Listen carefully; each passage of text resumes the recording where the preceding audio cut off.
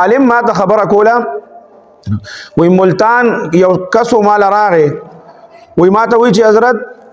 زما ډیر زیات په مشکلاتو کې ما په تکلیف کې ما ډیر زیات پریشان یم وی ما ته وی چې ولې وی ما ته وی چې حضرت بس ځان لره سره ملاویږم د خلکو په مخ کې د خبره نشم کولی وی کله چې هغه مجمع کم شو او خلک کم شو وی هغه ناستو انتظار یې کو وی ما ځان لا روغوخته وی چې کله ما سره کېناست نو ما ته وی چې حضرت یو خبره کوم په زړه کې ډیر زیات شک دی وی ما ته وی چې وایا وی چې زما دا روټین جوړ شوی دی چې زما په ژبه باندې هر وخت درود شریفي زه درود شریف وایم خو زما دا زړه چې دی نو دا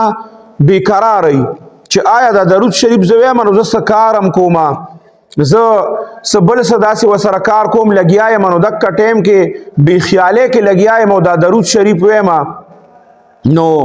او زما دا زړه داسې دغه کېږي چې رستا د درود شریف چې کوم دی دا نبی کریم صلی الله علیه وسلم ته الله تقابل قبول نه دی ځکه دا خو بستا په خوله باندې جاری شوي دي او ته لګیا یې نو هغه عالم چې دی نو هغه وی ما داسې مسکی شو ما ورته وی چې ګوره د دنیا که ته وګورې که نه د دنیا طریقه دا ده چې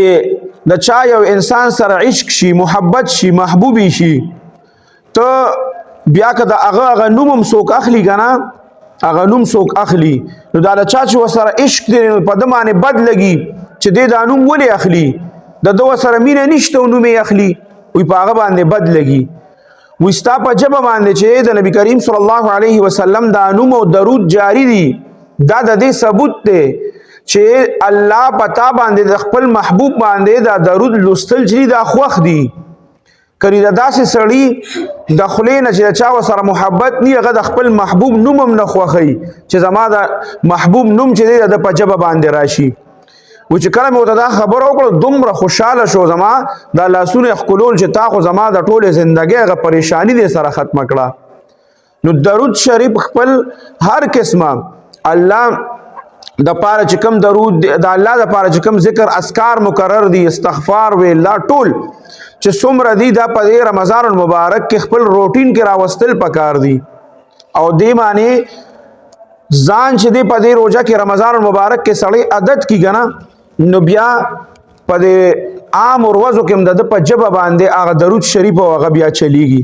نو ټول به ان شاء الله د درود شریف مکمل لا کوي کنه به کوي سونه بوای دروازه ان شاء الله کوشش وکوي کنه چې ډیر وای چې څومره ډیری نو دومره به خی صحیح ده کنه ان شاء الله